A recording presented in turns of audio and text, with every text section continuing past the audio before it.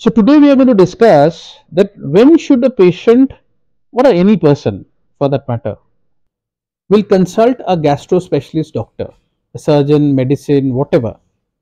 So আপনি actually কখন যাবেন, কি কি অসুবিধে হলে আপনার মন উচিত একজন গ্যাস্ট্রো ডক্টরকে দেখানো।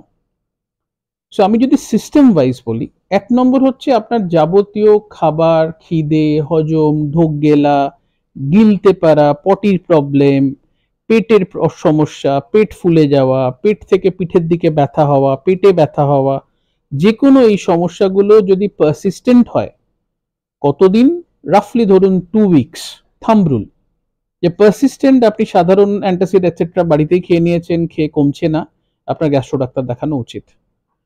ধরুন বহু লোক থাকে যাদের কোনো এক্সপ্লেনেশন নেই, তারা ডায়েট করছে তা না, তারা স্টার্ভ করছে তা না, তারা এক্সারসাইজ করছে খুব একটা তা না, কিন্তু তা সত্ত্বেও ওজন খুব তাড়াতাড়ি কমে যাচ্ছে, ওয়েট লস হচ্ছে, খিদে কমে যাচ্ছে।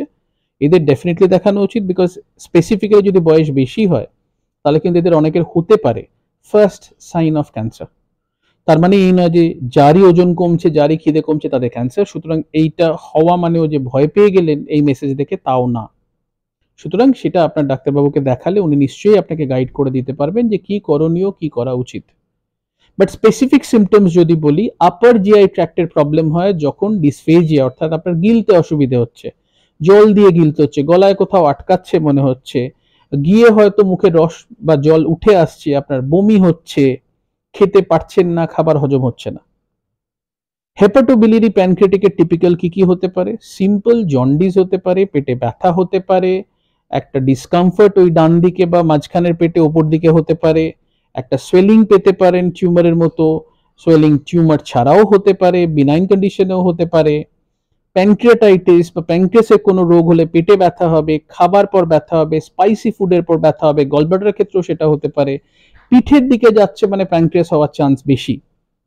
সো এইগুলো যদি হয়, it is more of hepatobiliary pancreatic সিস্টেমের।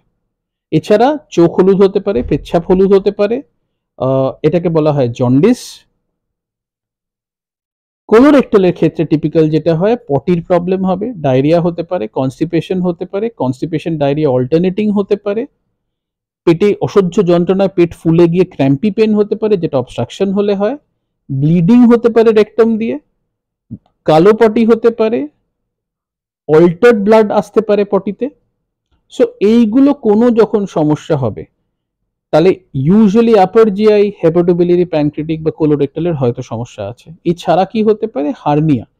হার্নিয়ার ক্ষেত্রে আপনার নাভির চারিপাশে, পেটের ওপর বা দুটো কুচকিতে, that is groins, may have a swelling, যেটা আপনি when you lie down, আপনি এক্সারশনাল কাজ করছেন, when you cough it swells up, when you lie down flat it goes back, it disappears. Sometimes এগুলোকে বলা হয় রিডিউসেবল হার্নিয়া। সামটাইমস এমন হতে পারে ওটা বেরিয়ে এসছে আর ওটা ঢুকছেই না, ব্যথা হচ্ছে, then you know you have a irreducible hernia, ব্যথা বাড়ছে, probably you have an obstruction, যে খাদ্যনালী ঢুকে আটকে গেছে, so it's an obstructed hernia। এর অসহ্য যন্ত্রণা, আপনি পেশেন্ট ছটফট করছে, অসুস্থ হয়ে পড়েছে, কোলাপস করছে, হতে পারে স্ট্র্যাঙ্গুলেশন, অর্থাৎ ভেতরে ঢুকে যাওয়ার যে খাদ্যনালী তার রক্ত চলাচল চলে গিয়ে সেটা গ্যাংগ্রিন হচ্ছে। এগুলো হচ্ছে medical and surgical emergency.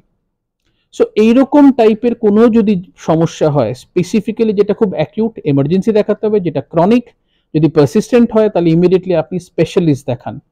Basic treatment GPU করতে পারবে, but when it persists please go to a specialist, get yourself diagnosed first. Most important is the diagnosis, because treatment কোনোদিনও ঠিক হওয়া সম্ভব না যতক্ষণ না আপনার অ্যাকিউরেট ডায়াগনোসিসটা হচ্ছে।